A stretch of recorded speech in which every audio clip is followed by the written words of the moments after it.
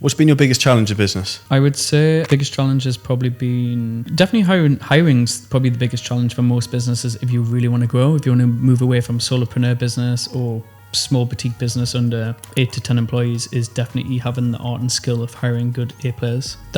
And retaining them. In most businesses, that's really the bottleneck of when you analyse most companies. If they could hire 10 A players tomorrow, they would, and they would grow by 10x. So I think definitely hiring has probably been one of the challenges. I think early on is always managing cash flow, because cash is king. Without money to pay the wages at the end of the month, then you don't have a business. So managing cash flow at the start is making sure that it's a fine art and balance between your expenses and being on the pulse with the finance aspect. A lot of people aren't. So I was always religious at the start, checking bank accounts every day, being on top of invoices. I managed that full FD, CFO style role because I thought it was very important, because it was drilled into me from a guy called James Blackwell, who used to be on Dragon's Den. He's in recruitment as well. And when I met him a few times, because he wanted to invest in me in the early stages, and he mentioned the number one thing was cash is king. And just always remember that. Always keep on the pulse with the cash flow, because you could have good revenue, but if the cash isn't actually coming in the bank, in the business bank, and can cover your expenses, you can be liquidated overnight. So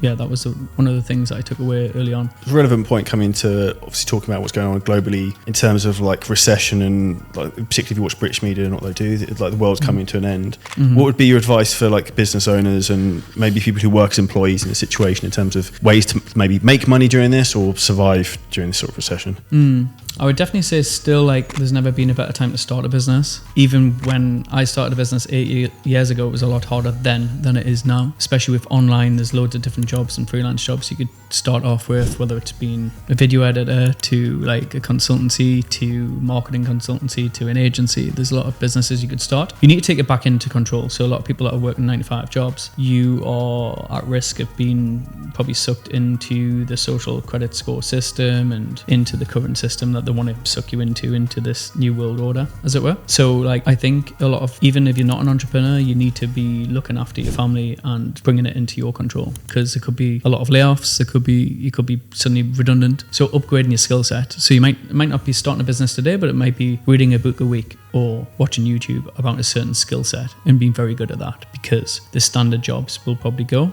in terms of that are quite repeatable and can be outsourced or can be cut. So like, if you're in a position where you're in a 9-to-5 job, you need to get a good skill. That's the number one thing. And then also, I would still say, even in this recession, a lot of like the best businesses, the most successful people were in a downturn because there's a lot of opportunity. But it's making sure you turn off the media. You don't get sucked into the drama. You don't surround yourself with all the family members, because a lot of them can be negative, and it's no disrespect to them. They won't be in the same mindset as you. So surround yourself. You are the average of the 5 people you hang around with most. So making sure you're around other like-minded individuals that can help propel you. So doing all of those daily habits is going to help. Maybe even creating a second source of income if you have just got a standard job. Like, that's a must now. You can't just be going 9-to-5 work and just doing nothing else, because you're at risk for sure. Makes complete sense. One of the things you mentioned there, like cutting people off, is almost one of the things I think I've done the last few years, almost like just blinkering myself off from everyone. Is that something you found been a pivotal thing in some respects to your success? And almost like now I find if I spend time with people who I used to be friends with 5 years ago, not that it irritates me, but it does a little bit to some respects, because they don't think the way I think, and the way they behave sometimes isn't the way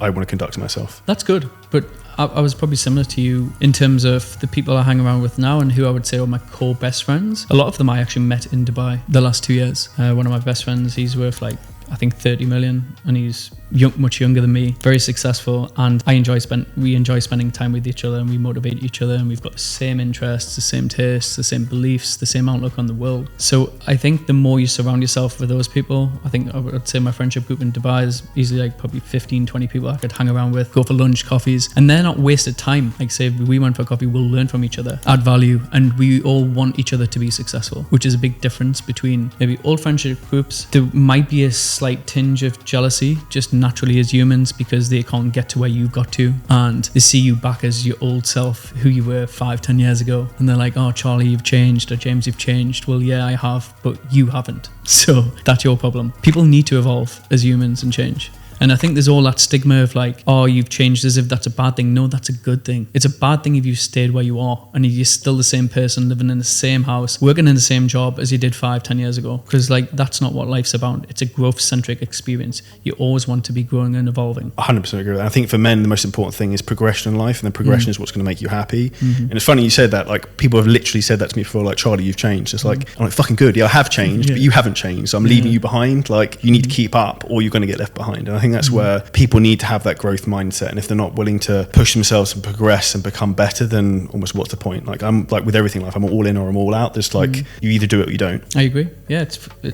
obviously you can see the passion from yourself. Like, it is frustrating, but you can't. Sometimes other humans just don't change. And I've learned that over time. I used to spend a lot of energy trying to change people or sending them a YouTube video to watch or read this book or do this, do that. And 9 times out of 10, they're probably not going to do it. So you can try your best, especially for close friends and family, but at some point you've got to cut them off. And it doesn't need to be, it's just the case you might not message them back straight away. And that's another thing, like, as you get more successful, your time is so precious. And it's sometimes, it might come across ignorant, but like, I need to improve on this, but I don't respond to people all of the time straight away because my mindset is in a different area and I need to focus on business. So I'm not always responding to friends or people all of the time on WhatsApp or whatever, because it needs to be on my terms and my time, because my time is more precious. Because if I invest that time in my business, I can make 10x more money or improve my life. So I think it's being selective around that. People will think, they use that as the negative part of how I've changed maybe. Oh, well, you don't ring me anymore, you don't text back or whatever. It's just because my life is just totally different now. And I think, especially when you're in an environment in Dubai, time goes by so fast and you're just constantly like growing. So it's like you haven't got time for maybe people back in the UK as much as you would like to or you have in the past. So, but you have got to be ruthless, and a lot of people don't do that. People don't want to evolve the peer group. I always have evolved my peer group. When I look back over the last 10, 12 years, I was constantly upgrading my peer group all of the time, hanging around with older people, more successful people. And then now I've got younger people that are more successful. So like, but just having the right people around me, we could both add value. Because if not, then what's the point? Oh, you went to school with someone. So what? The school system's another joke anyway. So you shouldn't have even been at school anyway, being around those certain people. So a lot of people have that affinity with friendships because of being going for 15, 20 years. But I've got strong friendships with people that I've had for 2 years that I know, like, I could trust them with $1 million tomorrow, for example. And some people in the past you probably couldn't, because they're not at that level where they could pay the money back for starters. Like, if you've got someone else that's worth 30, 40 million, when you can lend them that money, or you can trust them with certain things because they can get you out of trouble, like you can get them out of trouble.